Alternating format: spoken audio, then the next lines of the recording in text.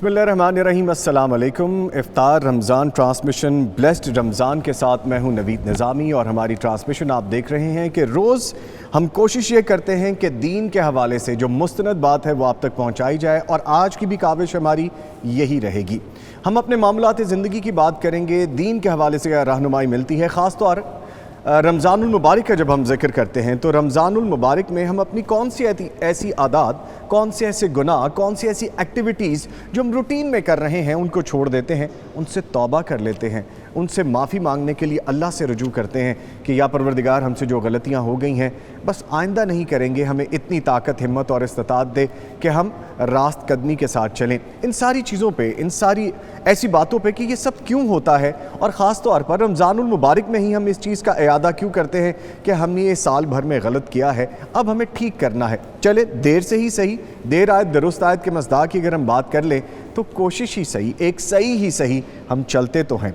इस रवैये पे बात करेंगे, दीन इस्लाम क्या रहनुमाई फरमाता है, इस हवाले से इस पे हम डिस्कशन करेंगे। हमारे साथ मौजूद हैं हमारे मौज़िज़ मेहमान, मेरे राइट हैंड पे मौजूद हैं कारी अब्दुल खालिक मदनी साहब, फाजिल किरात अशरा हैं। कारी साहब अस्सलाम वालेकुम। वालेकुम अस्सलाम। आपके आने का शुक्रिया। कैसे हैं आप? बारकल्लाह, अल्हम्दुलिल्लाह, अल्लाह का शुक्र है, माशाअल्लाह।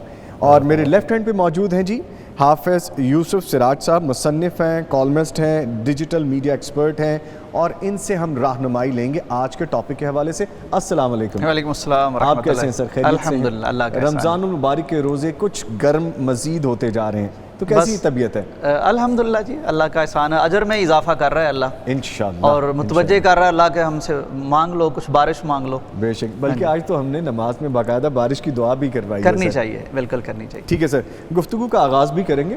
कारी साहब की जानिब पहले चलते हैं। कारी साहब, तलावत कुरान करीम से आगाज़ करते हैं, आपसे गुजारिश है। अऊज़ु बिल्लाहि मिनश शैतानिर रजीम, बिस्मिल्लाहिर रहमानिर रहीम,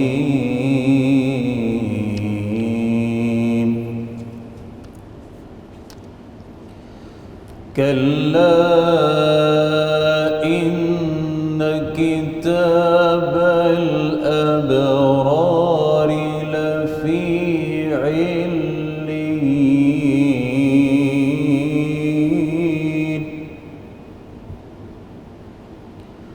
वमा अदराक मा इल्लीयून,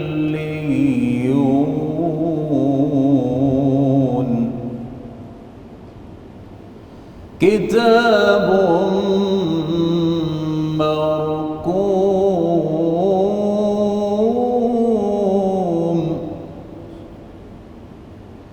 यशहदुहुल मुक़र्रबून,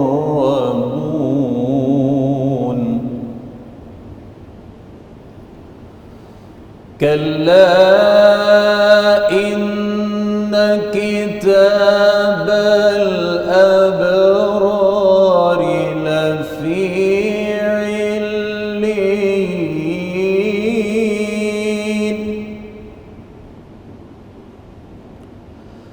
वमा अदराक मा इल्लीयून, माशाअल्लाह माशाअल्लाह। किताबुम मरकूम यशहदुहुल मुक़र्रबून,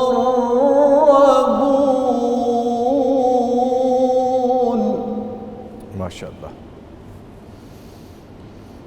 इन्नल अबरार लफी नईम,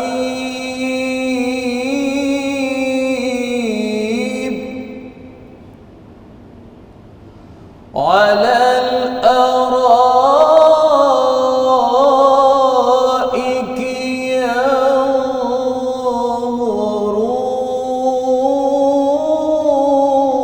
यंज़ुरून, माशाअल्लाह माशाअल्लाह। इन्नल अबरार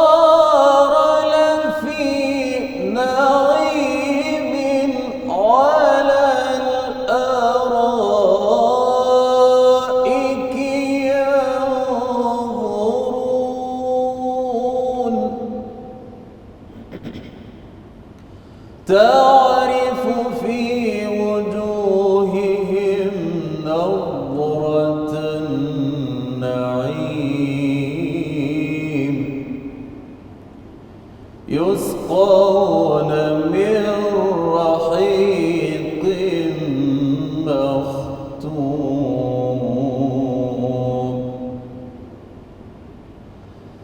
تعرف في وجوههم نضرة النعيم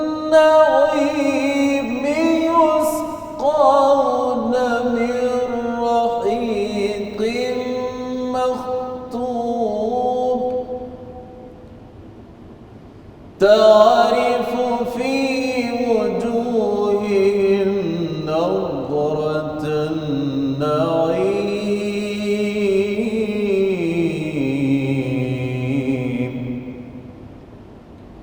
يسقون من رحيق مختوم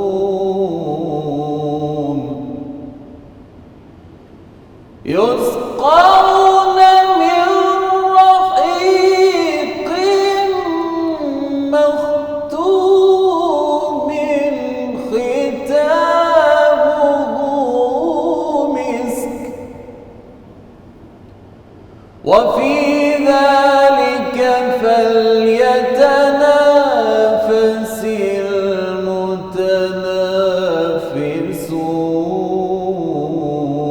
المتنافسون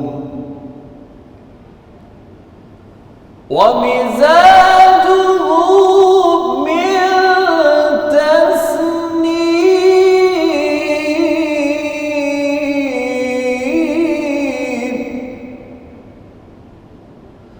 عينا يشرب بها المقربون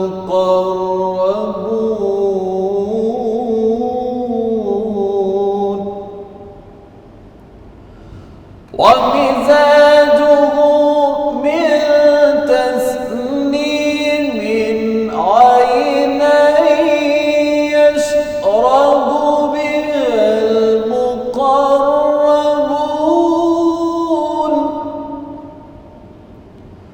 ومزاجه من تسنيم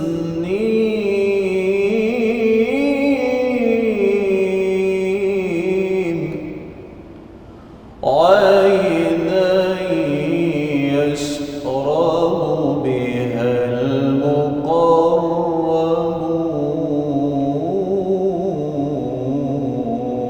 المقربون صدق الله العلي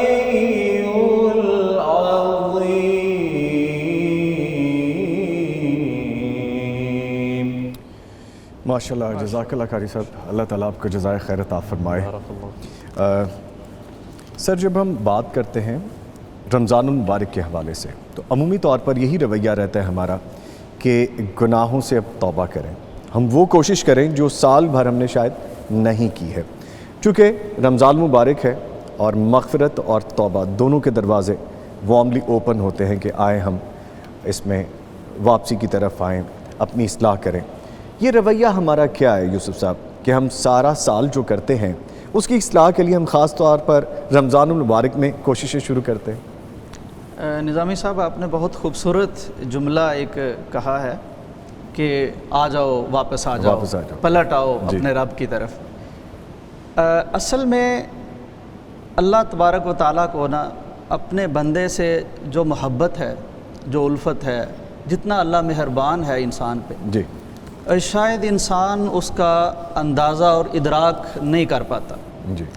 ये जितने सिलसिले हैं, रमज़ान है, रोज़ा है, तरावी, कुरान, फिर ज़िंदगी के मुख्तलिफ मराहल, जैसे आपने फरमाया कि रमज़ान में हम कुछ ज़्यादा सोचते हैं जी, बाकी महीनों में कुछ केयरलेस भी हो जाते हैं। अच्छा, फिर ये मुख्तलिफ मौक़े अल्लाह ने रखे हुए हैं जिनमें अल्लाह ताला बंदे को ये फिर याद दिलाता है कि मैं तेरा मेहरबान रब हूँ, बेशक तू मुझसे दूर नहीं जा सकता, ना तुझे जाना चाहिए, तुझे मेरी तरफ आना है, तू आया भी मेरी तरफ से है। निज़ामी साहब, आपको मालूम है कि हमारा असली घर ये दुनिया नहीं है। बेशक ہمارے والدین وہ بڑی خوش نما اور دل فریب جنت میں رہا کرتے تھے. اور یہ بھی بات ہے کہ دنیا دارالاسباب ہے اور ہر چیز کی یہاں ایک قیمت ہے, کچھ بھی بے قیمت نہیں ملتا. وہ انگریزی کا ایک محاورہ بھی ہے نا کہ کوئی لنچ فری لنچ نہیں ہوتا. جی جی جی. تو اللہ تعالیٰ نے جنت ہمیں دکھا دی, اس کی بہاریں, جیسے قاری صاحب ابھی ماشاءاللہ تلاوت کر رہے تھے, وہیں وہ مناظر کہ یسقون من رحیق مختوم, وہاں جناب سیلڈ وہ آپ کو مشروب ملیں گے, اور وہ ساری چیزیں وہ دکھانے کے بعد اللہ تعالیٰ نے حضرت آدم علیہ السلام کو, اس کی مشیت تھی کہ زمین پہ بھیجا کہ اب آپ نے یہ گھر دیکھ لیا, اس کی زیب و زینت دیکھ لی, اس کی آرائش دیکھ لی, اس کی سہولیات دیکھ لی, تو اب آپ کو کچھ کر کے دکھانا ہے یہ حاصل کرنے کے لیے, پریکٹیکلی کچھ کر کے دکھائیں. جیسے ایگزامز ہوتے ہیں ہم سارا سال اس کی تیاری کرتے ہیں, پھر پریکٹیکلی کر کے دکھاتے ہیں, پھر اگلی ہم کلاس میں جا سکتے ہیں. بالکل, آئدر ہم اس کو سکسیسفلی کر لیتے ہیں, دونوں نتائج ہمارے سامنے دونوں سیم ہے. صحیح ہے جی. تو اچھا, اب یہ جو توبہ ہے یا استغفار ہے یا رمضان میں اس طرف متوجہ ہونا ہے, یہ اتنی بڑی اللہ کی رحمت. نظامی صاحب آپ تھوڑا سا غور کیجئے, یعنی یہ جو توبہ کی آپ نے بات کی اور استغفار کی بات کی, یا اللہ کی طرف رجوع کی بات کی, پلٹ آنے کی بات کی, واپس آنے کی بات کی, اللہ سے زیادہ مہربان اور درگزر کرنے والا, معاف کرنے والا اور عذر قبول کرنے والا دنیا میں کوئی اور کائنات میں نہیں ملے. کون ہو سکتا؟ ایک شخص ہے, غور کیجئے, ساری زندگی اس کی بیت گئی, اس نے کبھی پلٹ کے دیکھا ہی نہیں کہ میں بھیجا کس لیے گیا تھا, میرے آنے کا مقصد کیا تھا, میرا کوئی خالق و مالک بھی تھا, پرواہ ہی نہیں. خالق انتظار میں, وہ تو ہر وقت انتظار میں ہوتا ہے کہ کب میرا بندہ میری طرف پلٹ آئے. بیوٹیفل سر, ہر وقت انتظار میں, ہر وقت انتظار میں. لیکن اس کو پوری زندگی نہ فرصت ملی, نہ پلٹنے کی توفیق ملی, آخری لمحے آ گئے ہیں. اچھا, اب ساری زندگی نافرمانی میں, سرکشی میں, معصیت میں اور اللہ کی سرکشی میں گزار دی ہے, آخری وقت یعنی وہ معلم یغرگر, جب تک آپ کی سانس اکھڑتی نہیں, اس سے پہلے بھی اگر آپ پلٹ آتے ہیں تو میرا مالک سارا کچھ بھول جاتا ہے, معاف فرما دیتا ہے. سبحان اللہ. اور وہ کہتا ہے کہ ٹھیک ہے اب آ تو گیا ہے نا. سر کبھی اسی لائن پہ سوچ لیں, کتنی خوبصورت ڈیل ہے. وہ کہتے ہیں آؤ تو صحیح میری طرف, لوٹو تو صحیح. تو وہ جو آپ بات کر رہے تھے نا کہ رمضان میں, جی جی, تو یہ تو اللہ تعالیٰ نے جگہ جگہ سپیڈ بریکر لگائے ہوئے ہیں, رحمت کی سبیلیں لگائی ہوئی ہیں, متوجہ کرنے والے کھڑے کیے ہوئے ہیں کہ بھائی رخ ادھر کو کرو, کوئی رب کی رحمت لے لو, کوئی معافی لے لو, کوئی مغفرت لے لو, کدھر سرپٹ بھاگے جا رہے ہو. یہ نہ دنیا تمہارا ٹھکانہ ہے, نہ اس مقصد کے لیے آپ یہاں آئے ہو. جنت تمہارا گھر ہے, وہاں سے تمہارے آبا ہجرت کر کے یہاں آئے ہیں. یہ بالکل ایسے ہی جیسے آپ ایک سفر کر رہے ہیں اور منزل آپ کی آگے ہے, لیکن کہیں آپ کچھ دیر کے لیے سٹے کرتے ہیں, کچھ آپ ہوٹل بک کروا لیا, وہاں ٹھہر گئے ہیں, یا جیسے مثلا ہمارے کچھ دوست ہیں, ہمارے بھائی, وہ دیگر ممالک میں چلے جاتے ہیں کمانے کے لیے. اچھا, کبھی وہاں گھر نہیں بناتے, کبھی وہاں وہ کوئی اپنی ایسی زندگی نہیں, بلکہ وہ کمپرومائزز کرتے ہیں بہت زیادہ. وہ کبھی ہم دیکھتے ہیں کہ ایک ایک کمرے میں پتہ نہیں کتنے کتنے, کیوں؟ انہیں معلوم ہے کہ یہ ہمارا اصلی ٹھکانہ نہیں ہے. سر بڑی خوبصورت گفتگو کا آغاز ہو چکا ہے, اس کو یقیناً آگے بڑھائیں گے. چونکہ بریک کی طرف جانا ہوتا ہے تو مجھے آپ کو مخل کرنا پڑے گا تھوڑی دیر کے لیے. اجازت ہے آپ کی طرف سے؟ جی بالکل. لے جی, ایک چھوٹی سی بریک ہے, بریک کے بعد آپ کے ساتھ دوبارہ یہاں پہ حاضر ہو رہے ہیں, ہمارے ساتھ رہیے گا.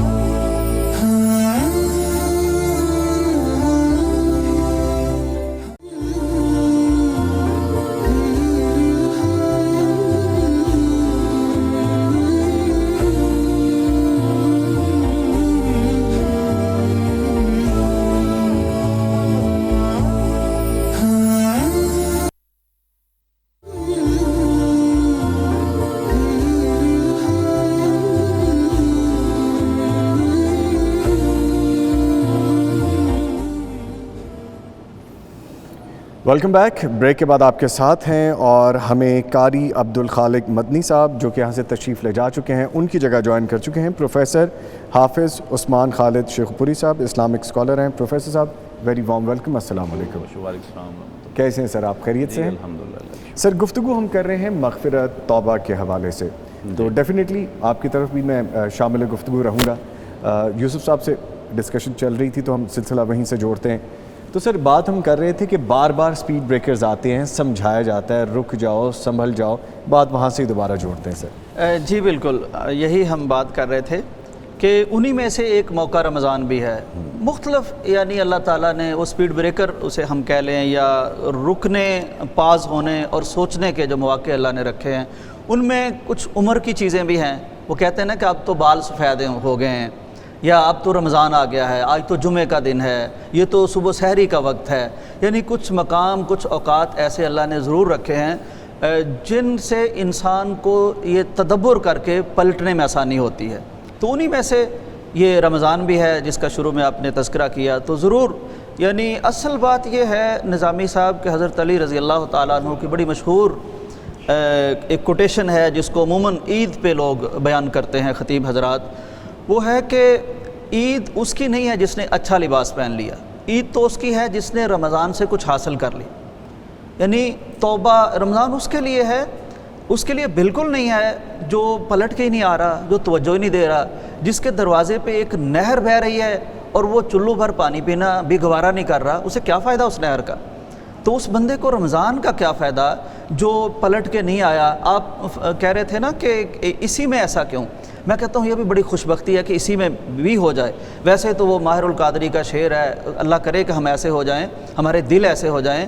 اس دل پہ خدا کی رحمت ہے جس دل کی یہ حالت ہوتی ہے، ایک بار خطا ہو جاتی ہے 100 بار ندامت ہوتی ہے. بیوٹیفل سر. اچھا ایک چیز اور بھی جو کہ میں پروفیسر صاحب اپنی عام زندگی میں بھی سمجھتا ہوں، تصحیح فرمائیے گا اگر کوئی کمی بیشی ہے اس میں. ہم عام معمولات زندگی میں رمضان المبارک کے علاوہ بھی اللہ تعالیٰ کی کتنی بڑی بلیسنگ ہے ہمیں کہ 5 وقت کی نماز ہے ہمارے پاس. میں کاروبار کر رہا ہوں، میں جاب کر رہا ہوں، میں معمولات زندگی میں مصروف ہوں، اللہ نے بلاوا دیا ہے آؤ اصلاح کی طرف آؤ، فلاح کی طرف آؤ، خیر کی طرف آؤ.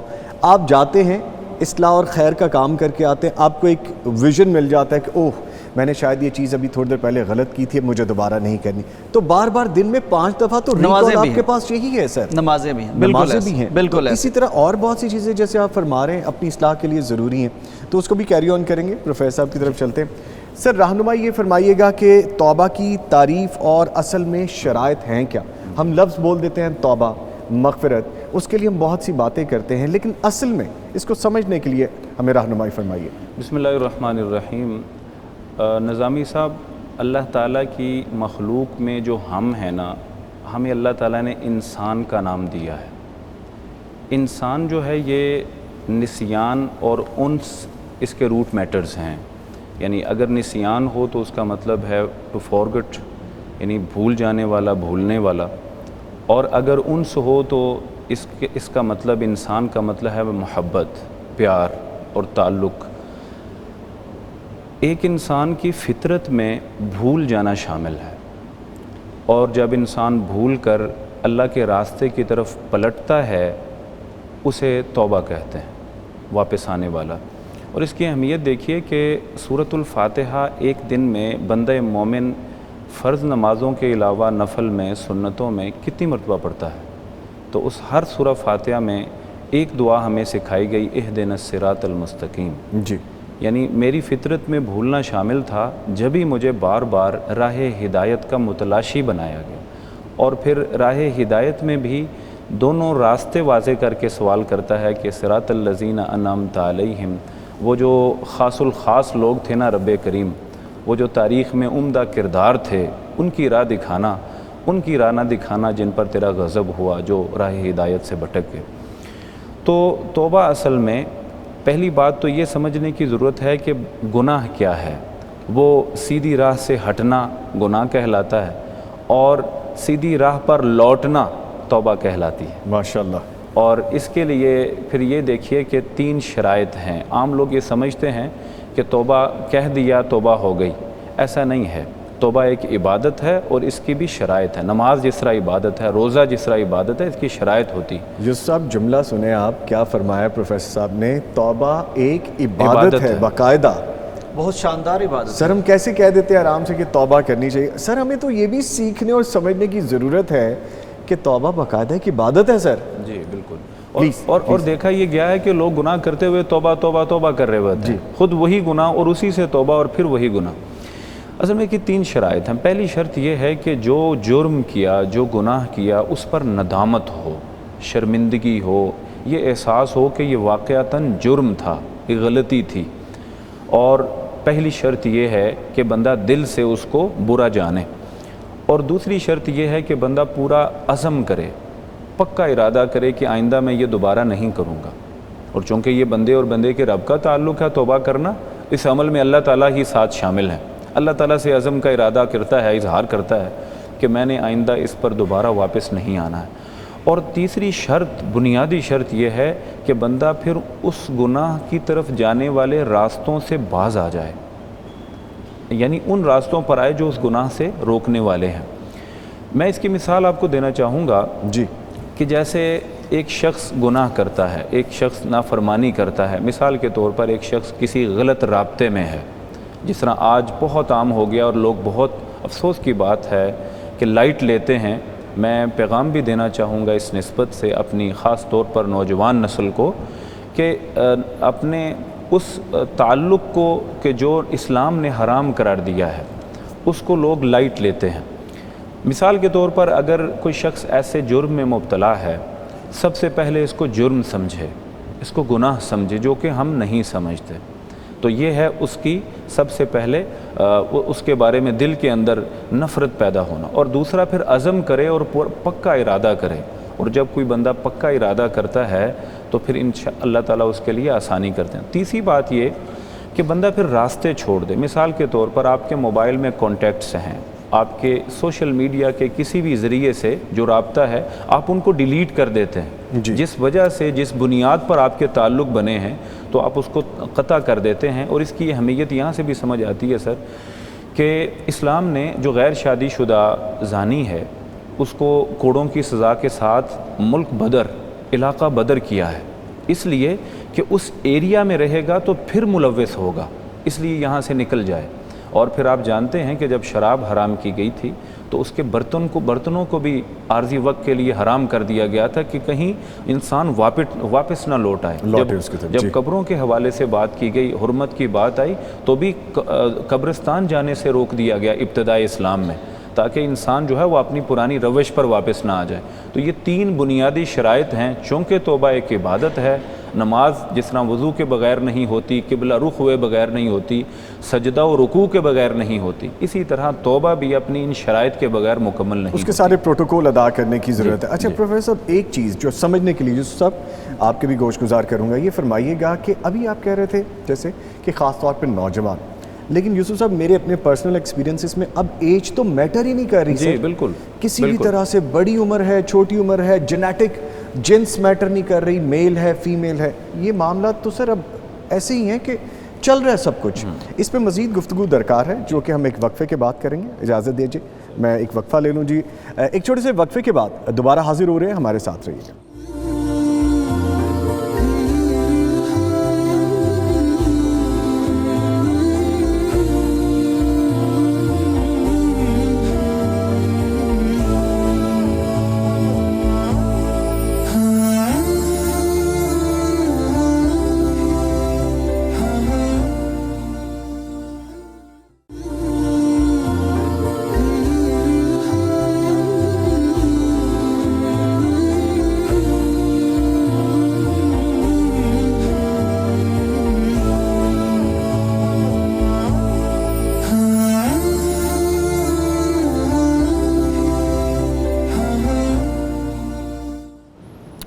Welcome back. بریک کے بعد آپ کے ساتھ ہیں اور گفتگو توبہ اور مغفرت کے حوالے سے یہاں پہ ہو رہی ہے۔ یوسف صاحب میں آپ کو شامل گفتگو کرنا چاہوں گا، جس طرح ہم بات کر رہے تھے ابھی کہ اب تو عمر کی قید ہی کوئی نہیں رہی۔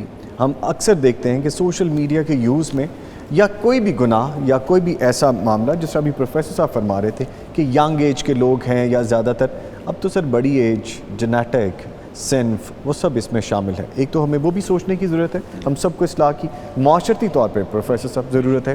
اس کے ساتھ ساتھ یوسف صاحب ایک چیز اور بھی ہے، ہمیشہ یہ ذہن میں آتا ہے کہ رب تعالیٰ بھی اس کو ہی توبہ کی توفیق دیتا ہے جس کو وہ چاہتا ہے کہ واپس لوٹے، ورنہ ایسی بے مثال شخصیت آپ کی بھی زندگی میں سامنے رہی ہوں گی، پروفیسر صاحب کی بھی زندگی میں آئی اور گزری ہوں گی، کہ جو ساری زندگی ایسے ہی چلے گئے، لوٹے نہیں، وہ رب کے جو اصل مقصد تھا، جو اصل پہچان تھی، ادھر نہیں لوٹے، توبہ کی انہیں توفیق نہیں ہو سکی۔ اس پہ فرمائیے گا۔ نظامی صاحب، ایک تو جیسے فرما رہے تھے نا پروفیسر صاحب کہ یہ جو انسان ہے یہ نسیان سے، مطلب یہ کہ انسان کا مطلب ہی یہ ہے کہ یہ بھول جائے گا، اور انسان بچپن میں بھی انسان ہے، جوانی میں بھی انسان ہے، بوڑھا بھی انسان ہے، عورت بھی انسان ہے، تو یہ تو ہر عمر میں گناہ تو ہونے ہیں۔ اچھا سر، انسان سے ایک انسان کی لائیو کال بھی ہے ہمارے ساتھ، ان کو بھی شامل کر لیتے ہیں۔ جی السلام علیکم، کون ہے اور کہاں سے ہیں؟ جی السلام علیکم سر۔ وعلیکم السلام، جی میرے بھائی فرمائیے کیا پوچھنا ہے آپ نے؟ جی شہباز صاحب، میں نے سوال کیا سر کہ کہتے ہیں توبہ، کچھ لوگ کہتے ہیں توبہ کر لی اور پچھلے گناہ ختم ہو گئے، تو پھر یہ قضائے نماز کیوں ادا کریں؟ جی ٹھیک ہے، یہ سوال ہے آپ کا؟ جی جی سر۔ جی بہت شکریہ کال کرنے کے لیے، ابھی اس کا جواب لیتے ہیں۔ پروفیسر صاحب، جیسا محمد شہباز صاحب نے لاہور سے کال کی، وہ پوچھ رہے ہیں کہ ایک تو توبہ، اور توبہ کی بات کہتے ہیں کہ گناہ معاف ہو گئے، تو وہ جو نماز ہے، جو نمازیں آپ نے چھوڑی ہیں، اس کے بارے میں کیا حکم ہوگا؟ دیکھیے جی کہ توبہ کے لیے اصول یہی ہے کہ التائب من الذنب کمن لا ذنب لہ، جب انسان توبہ کرتا ہے تو اس کے ذمے کوئی بھی گناہ باقی نہیں رہتا ہے۔ جہاں تک نماز کے دہرانے کا مطلب ہے کہ ایک مسلمان عام زندگی گزار رہا تھا، اب اس نے نمازیں چھوڑ دیں۔ کچھ لوگ یہ سمجھتے ہیں کہ جتنی چھوڑی ہیں جب وہ واپس پلٹا ہے وہ ساری دہرائے گا، ایسا نہیں ہے۔ ہمیں ایسا کہیں بھی یعنی احادیث کی روشنی میں، قرآن و سنت سے اور نبی علیہ الصلاۃ والسلام کے احکام سے کہیں سے نہیں ملتا ہے۔ زیادہ سے زیادہ یہ ہے کہ 5 نمازیں گزشتہ ان کو دہرا دیا جائے، 5 نمازیں گزشتہ ان کو دہرا لیا جائے، جیسے چھوٹ جاتی ہیں تو انسان ان کا اعادہ کر لے، وہی توبہ کے عمل سے گزرتے ہوئے۔ جی ٹھیک ہے، لے سر۔ نظامی صاحب اصل میں نا یہ ہمیں پتہ نہیں کیوں دشواری محسوس ہوتی ہے اللہ کے ساتھ ڈیل کرتے ہوئے۔ ہمیں لگتا ہے کہ جیسے انسانوں کے ساتھ ہم بارگین کرتے ہیں، مشکل پیش آتی ہے، شاید اللہ کے ہاں بھی نا، یعنی اللہ کہتا ہے میں نے معاف کر دیا، ہمیشہ یقین ہی نہیں آ رہا۔ ایک شخص ہے ساری زندگی اللہ تعالیٰ معاف فرمائے کفر پہ گزری ہے، وہ مسلمان ہوا ہے۔ کیسی کیسی مثالیں ہیں کہ صحابی آئے ہیں اور کلمہ پڑھا ہے، اور وہ جنگ کا موقع تھا، کھجوریں پکڑی ہوئی ہیں، یا اس طرح کے کئی واقعات ہیں جس میں ایک معمولی سا عمل کر کے وہ بندہ شہید ہو گیا ہے، کوئی عمل نہیں کیا، ایون نماز تک نہیں پڑھی، صرف کلمہ پڑھا تھا، تو نبی صلی اللہ علیہ وسلم نے فرمایا کہ وہ جنتی ہے۔ تو ہمیں کوئی پریشانی نہیں ہونی چاہیے کہ اب یہ تو بڑا مشکل ہو جائے گا نا کہ میں پچھلی زندگی کے سارے حساب کتاب نکالوں، کہاں غلطی تھی، توبہ بھی کی ہے، ساتھ وہ دہرانے بھی ہے، کرنے بھی ہے، ایسا نہیں ہے۔ اچھا یوسف صاحب، جیسے آپ فرما رہے ہیں اس طرح تو دین بڑا سہل ہے، بہت بڑی آسانی ہے، بڑی سہولت اللہ تعالیٰ نے ہمیں دی ہے، تو یہ ہم کیوں مشکلات خود سے ہی گھڑ لیتے ہیں؟ ایسا کیوں ہے؟ میں آپ کو ایک واقعہ سناتا ہوں، یہ ہم سے پہلی امتوں کا واقعہ ہے، علماء اکرام اسے بیان کرتے ہیں۔ یہ منسوب ہے حضرت موسیٰ علیہ السلام کے ساتھ۔ بہرحال یہ اس کو ایک تمثیل سمجھ لیں، ایک مثال سمجھ لیں، بنی اسرائیلیات میں سے ایسی چیزیں ہمیں ملتی ہیں، لیکن اللہ کے ساتھ جو بندے کا تعلق ہے وہ آپ کو اس سے نظر آئے گا۔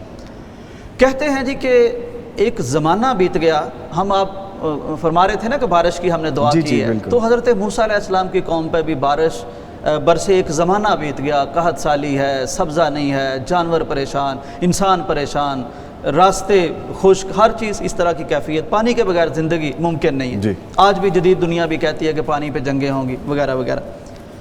اب جناب موسیٰ علیہ السلام نے اپنی قوم سے کہا کہ جی نکلیں باہر، اللہ کے سامنے گڑ گڑائیں، دعا کریں، وہ نماز استسقاء پڑھیں، یعنی جو بارش طلب کرنے کی نماز ہے اسے استسقاء کہتے ہیں ٹرمنالوجی میں۔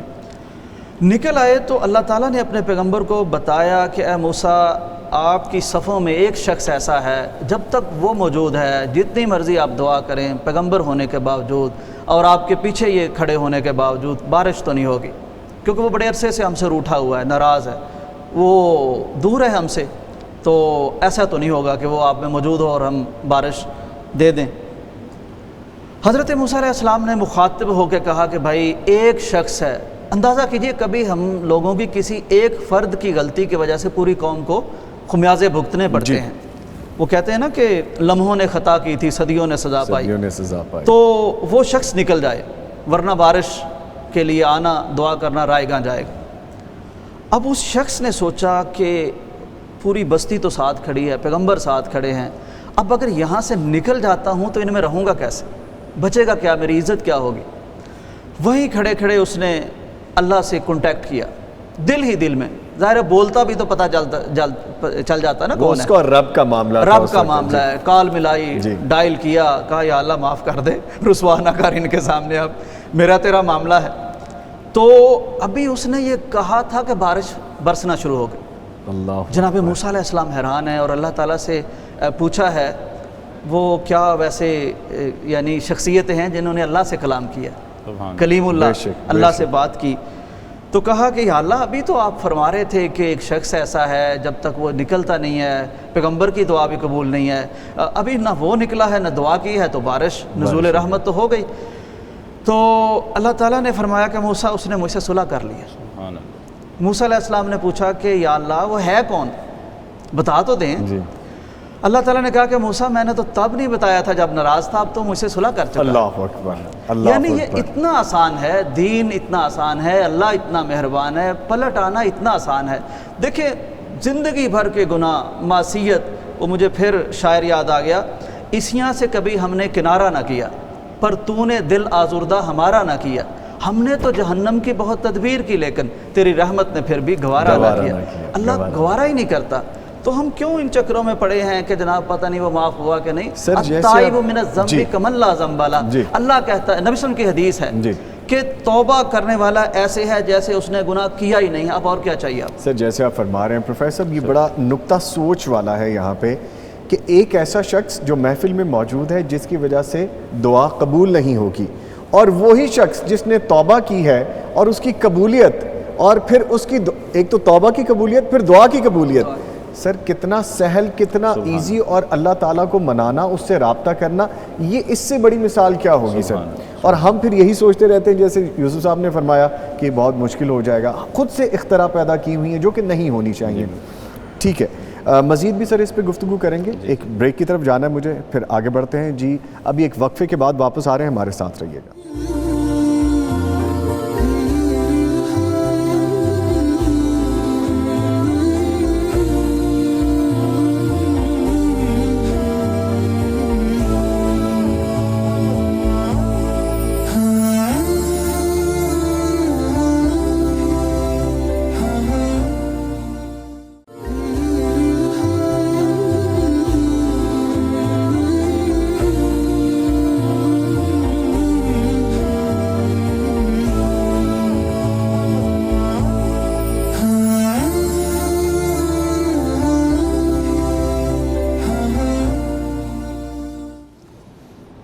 ویلکم بیک جی، بریک کے بعد آپ کے ساتھ ہیں، اور اس سے پہلے کہ ہم گفتگو وہیں سے دوبارہ شروع کریں، ایک چھوٹا سا پیغام جو آپ کو پیغام کی جانب سے بتائیں کہ پیغام کے مہمانوں کے لیے اسپیشل جو گفٹ آتے ہیں، تحائف آتے ہیں الطیبہ انٹرنیشنل کی جانب سے، ان کی ایک ٹوکن آف لو ہے جو ہمارے معزز مہمان اسٹوڈیوز میں بھی موجود ہیں، ان کے ساتھ جائیں گے۔ تو الطیبہ انٹرنیشنل کی جانب سے پروفیسر صاحب آپ کو اور یوسف صاحب آپ کے لیے اسپیشل جو گفٹ ہیں وہ آپ کے ہمراہ جائیں گے۔ نام بھی پیارا ہے جی، طیبہ، کام بھی اچھا ہے ماشاءاللہ، نام بھی اچھا اور کام بھی اچھا، ایک سلوگن بنا دیا یہ تو آپ نے۔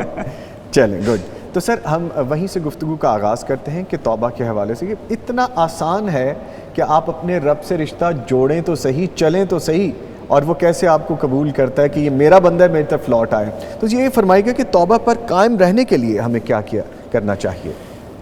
نظامی صاحب بہت اہم معاملہ ہے، وہ یہ کہ لوگ توبہ کر لیتے ہیں لیکن پلٹ آتے ہیں اپنے گناہ کی طرف۔ تو اب سوال یہ ہے کہ کیسے بندہ اس گناہ سے بچا رہے اور توبہ پر قائم رہے۔ اس کے لیے اول تو وہ جو 3 شرائط تھی نا، ان پر غور کرنا ہوگا، ان کو اچھے سے نبھانا ہوگا۔ وہ جو 3 پہلے عرض کی گئیں شرائط ہیں، ابتدا میں سب سے پہلے ندامت، اور دوسرا عزم، اور تیسرے نمبر پر ان راستوں کو ترک کر دینا جو اس گناہ کا باعث بنے تھے۔ یہ کرنے کے باوجود بندے کا دل اگر پھر بھی مائل ہوتا ہے تو قرآن مجید میں اللہ فرماتے ہیں وَاسْتَعِينُوا بِالصَّبْرِ وَالصَّلَاةِ، کہ پھر پہلا اللہ تعالیٰ نے جو ہمیں سلیقہ بتایا ہے وہ ہے صبر کا۔ اور عموماً لوگ سمجھتے ہیں کہ صبر صرف دکھ پہ ہوتا ہے۔ صبر اصل میں کسی ایسی چیز کو جو مشکل ہے اللہ کی راہ کی طرف آتے ہوئے، اس مشکل کو سر کرنے کو بھی صبر کہتے ہیں۔ یعنی سردیوں کی جو نماز ہے، اللہ اکبر، وہ بلا شبہ جس مشکل میں پڑھی جاتی ہے وہ صبر ہی ہے۔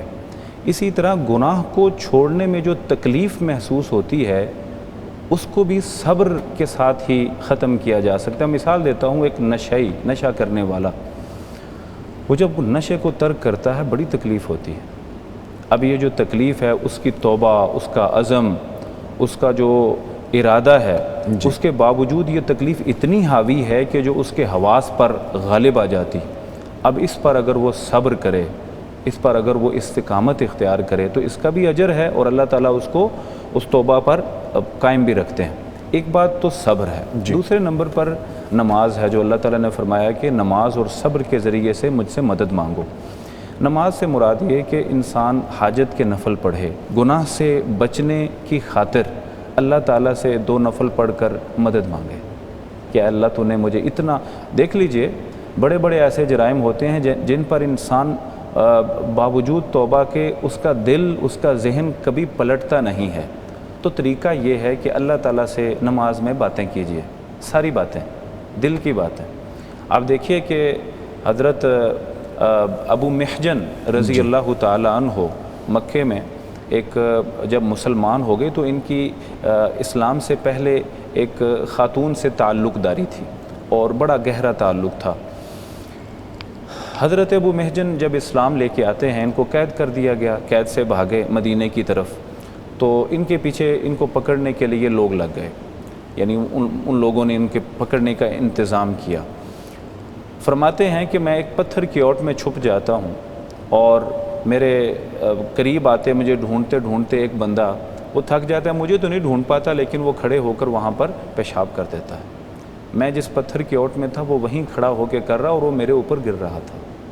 ایک طرف وہ غلط تعلق، ایک طرف وہ غلط رشتہ، اور دوسری طرف پکی سچی مضبوط توبہ، ایسے قائم رہے۔ کہتے ہیں مجھے وہ غلاظت برداشت ہو گئی لیکن وہ خاتون والی غلاظت برداشت نہیں ہوئی، توبہ۔ تو دوسرا اہم طریقہ یہ کہ انسان پکا عزم کر کے اور پھر اللہ تعالیٰ سے اس سے مدد مانگتا ہے۔ تیسری اور آخری ضمن میں بات کہنا چاہتا ہوں، وہ ہے دعا۔ مومن کا سب سے بڑا ہتھیار دعا ہوتی ہے۔ نبی مکرم جناب محمد الرسول اللہ صلی اللہ علیہ وسلم جو نماز دعائے استفتاح ہے نا، نماز شروع کرتے وقت جو ہم دعا پڑھتے ہیں، سبحانک اللہم و بحمدک، اس کے علاوہ ایک اور دعا بھی ہے، اللہم باعد بینی و بین خطایایا، اے اللہ میرے اور میرے گناہوں کے درمیان فاصلہ ڈال دے۔ نفر دعا ہے، اور یہ اللہ کے رسول، ظاہر ہے وہ تو معصوم عن الخطا ہے۔ سر کتنے خوبصورت جملے بولے آپ نے کہ اے اللہ میرے اور میرے درمیان میں گناہ جو ہیں ان میں فاصلہ ڈال دے۔ اور یہ دعا اللہ کے رسول صلی اللہ علیہ وسلم کی ہر نماز کے آغاز میں پڑھی جاتی تھی، اور فرمایا اللہم باعد بینی و بین خطایائی کما باعدت بین المشرق والمغرب، اے اللہ یہ دوری اتنی بڑھا دے، مجھ میں اور گناہوں میں اتنی دوری بڑھا دے جتنی مشرق اور مغرب میں دوری ہے۔ ماشاءاللہ۔ اللہم نقنی من الذنوب والخطایا، اے اللہ مجھے گناہوں اور خطاؤں سے محفوظ فرما، کما پاک کر دے، کما ینقی الثوب الابیض من الدنس، جیسا کہ ایک غلاظت لگی ہوئی ہو اس سے پاک کیا جاتا ہے صاف سفید کپڑے کو۔ تو یہ بھی نماز کے آغاز میں، اور پھر اسی طرح ربی جعلنی مقیم الصلاۃ ومن ذریتی ربنا وتقبل دعا، ربنا اغفر لی ولی والدی وللمؤمنین یوم یقوم الحساب۔ اس کے ساتھ ایک اور دعا بھی پڑھی جاتی ہے، اللہم انی ظلمت نفسی ظلما کثیرا فلا یغفر الذنوب الا انت فاغفر لی مغفرۃ من عندک۔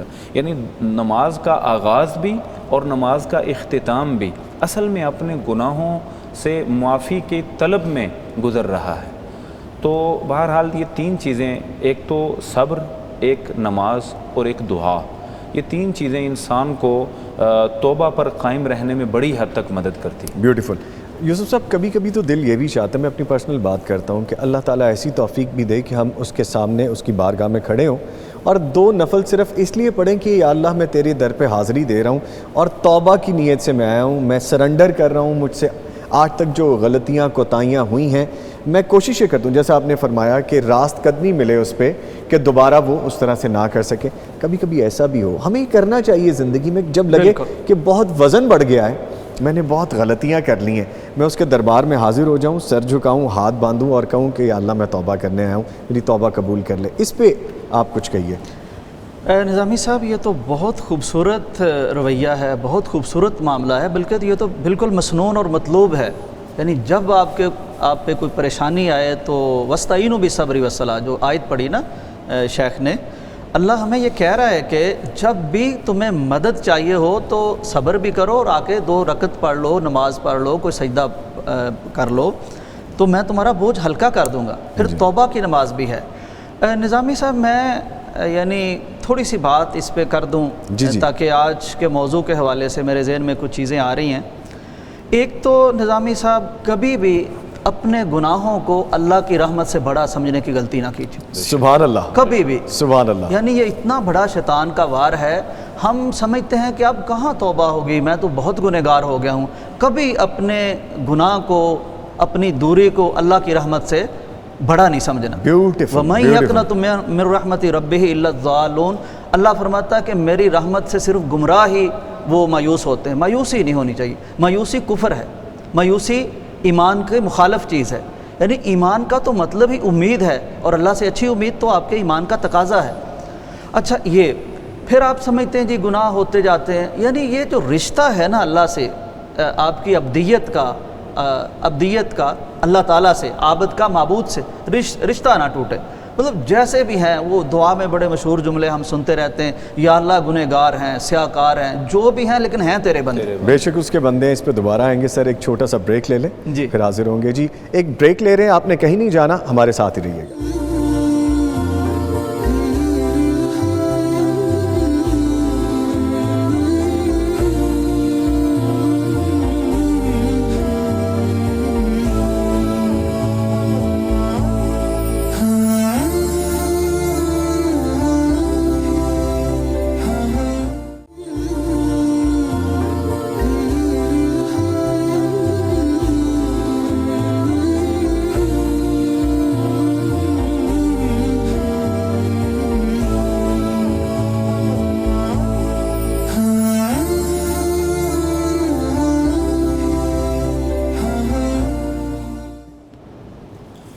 Welcome back. جی بریک کے بعد آپ کے ساتھ ہیں. تو یوسف صاحب ہم گفتگو کو سمیٹ لیتے ہیں. جی بالکل. میں عرض کر رہا تھا کہ ایک تو اپنی یہ جو غلطی ہے, گناہ ہے, معصیت ہے, اس کو اللہ کی رحمت سے کبھی بڑا نہیں سمجھنا, تو پھر آپ آسانی سے توبہ کریں گے. دوسرا یہ ذہن میں رکھنا ہے کہ اللہ صبح بھی اور رات کو بھی آپ کے اس گناہ کا انتظار, یعنی گناہ کی توبہ کا انتظار کرتا رہتا ہے. اللہ کہتا ہے کہ میں صبح کو اپنا ہاتھ بڑھاتا ہوں تاکہ رات کا گنہگار توبہ کر لے, اور رات کو بڑھاتا ہوں کہ دن میں کسی سے غلطی سرزد ہوئی ہے تو بھی توبہ کر لے. اور اللہ اس شخص سے زیادہ خوش ہوتا ہے کسی کے توبہ کرنے سے. تمثیل بیان فرمائی پیارے پیغمبر صلی اللہ علیہ وسلم نے کہ ایک شخص ہے, وہ صحرا کا سفر کر رہا ہے, اونٹ پہ یا کسی سواری پہ ہے, ساز و سامان تھوڑا سا ساتھ ہے, پانی اور تھوڑا کچھ.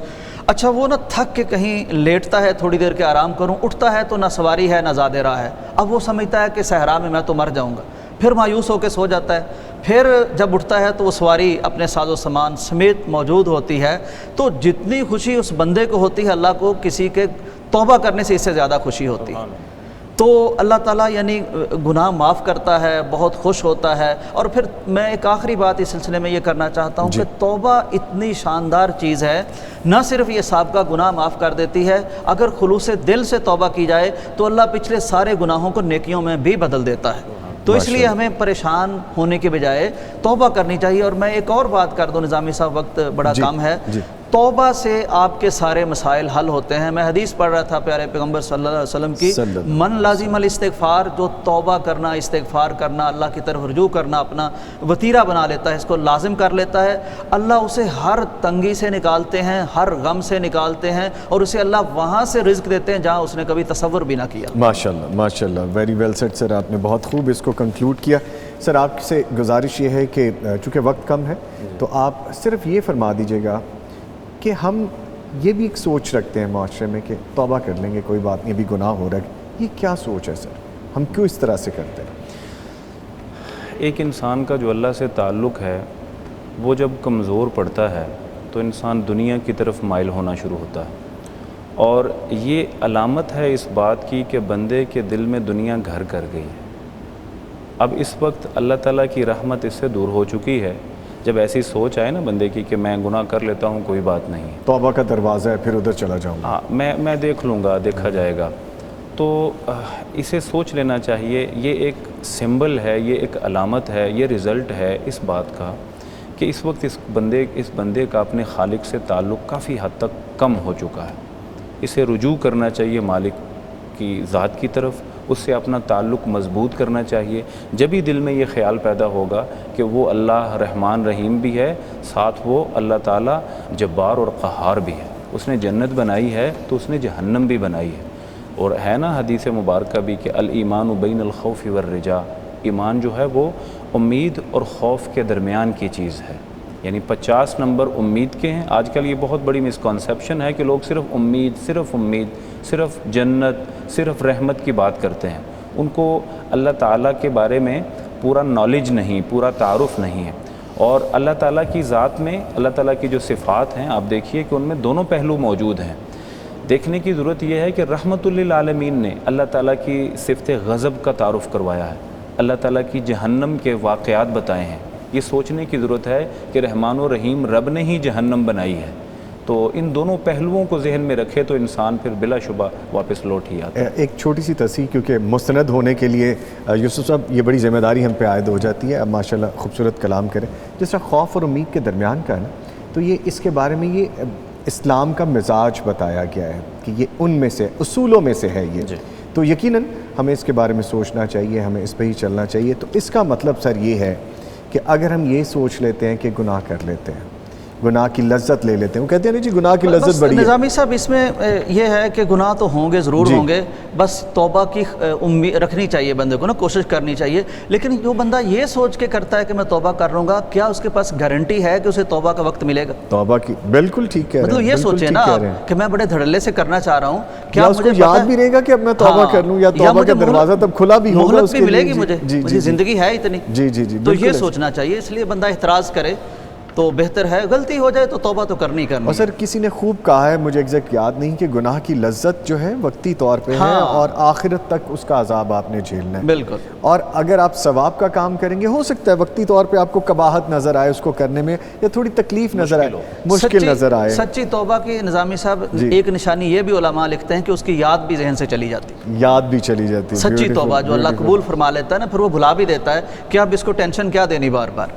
اور وہ آپ نے اتنا خوبصورت جملہ بولا سر کہ یہ اتنا ہی آسان ہے, آسان تو جتنی اللہ کی رحمت ہے اس کے آگے آپ کے گناہ بہت چھوٹے ہیں اس حساب سے. ویسے گناہ بندہ بہت بڑے بڑے کر دیتا ہے. ایک اور حدیث ہے نظامی صاحب, اللہ تعالیٰ فرماتے ہیں کہ اگر بنی آدم یعنی اولاد آدم ہم لوگ یہ آسمان و زمین بھر کے گناہ بھی لے آئیں تو اللہ یہ بھی معاف کر دے گا. اللہ کہتا ہے مجھے پرواہ کوئی نہیں. مطلب وہ کوئی چیز آپ کی گناہوں کی بڑی نہیں رحمت سے.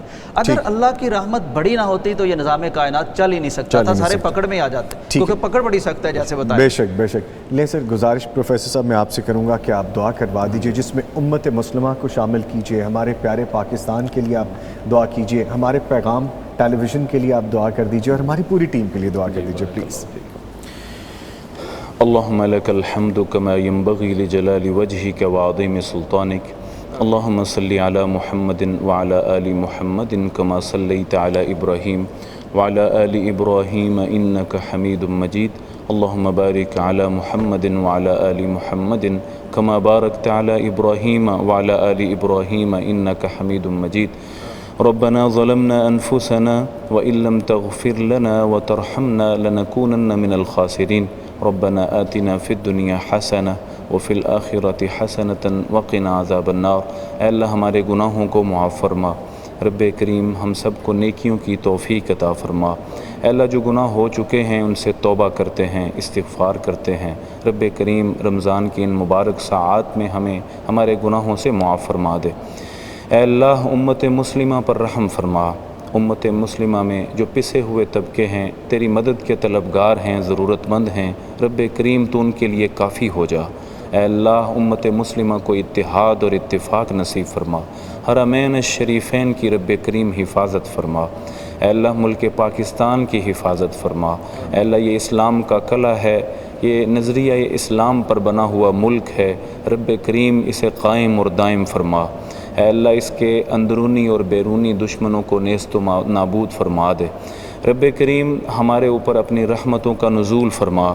اے اللہ آج کے اس روزے کو قبول فرمانا، ہماری نماز کو، ہماری عبادت کو، ہمارے قیام کو مالک الملک اپنی بارگاہ میں قبول فرمانا، ہمارے صدقات و خیرات کو مالک اس ماہ مقدس میں قبول و منظور فرمانا۔ اے اللہ ہم سب کو حرمین الشریفین کی زیارت کی توفیق عطا فرما۔ اے اللہ حج بیت اللہ کی اور عمرہ کی سعادت نصیب فرما دے۔ آمین۔ اے اللہ تمام امت مسلمہ کو اتفاق و اتحاد عطا فرما۔ صلی اللہ تعالی علی خیر خلقہ محمد و آلہ و صحبہ وبارک وسلم وصلی علیہ۔ آمین۔